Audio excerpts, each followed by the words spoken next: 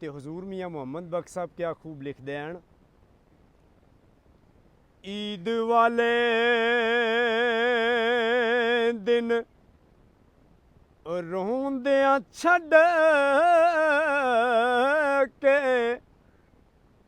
ਟੁਰ ਗਏ ਦੇਸ ਪਰਾਏ।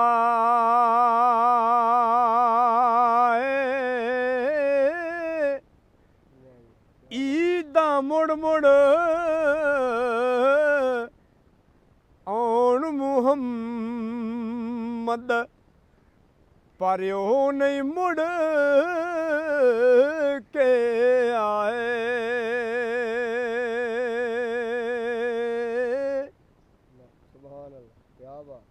ਮਾਂ ਪਿਓ ਨਾਲ ਖੁਸ਼ੀਆਂ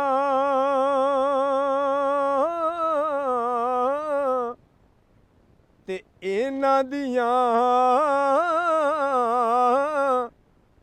ਕਿਆ ਬਾਤਾਂ।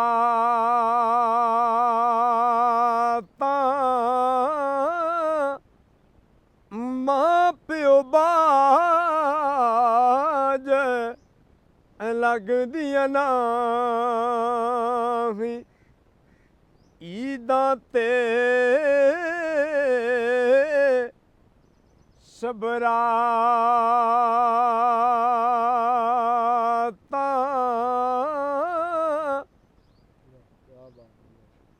ਈਦ ਮੁਬਾਰਕ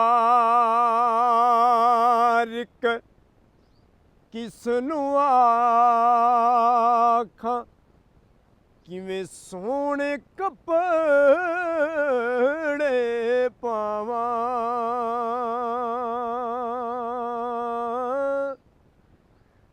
ਦੂਰ ਗਿਆ ਮੇਰੇ ਦਿਲ ਦਾ ਮਾਹੀ ਕਿਵੇਂ ਈਦ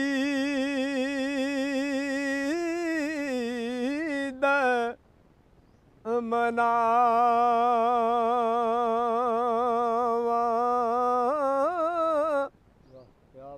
ਤੇ ਬਾਬਾ ਫਰੀਦ ਰਹਿਮਤੁल्लाह अलैह ਕਿਆ ਖੂਬ ਲਿਖਦੇ ਹਨ।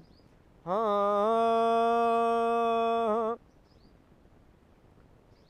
ਈਦਾਂ ਵਾਲੇ ਪੈਈਦਾਂ ਕਰਦੇ ਅਸਾਂ ਰੋ ਰੋ ਈਦ ਨਗਾਈ।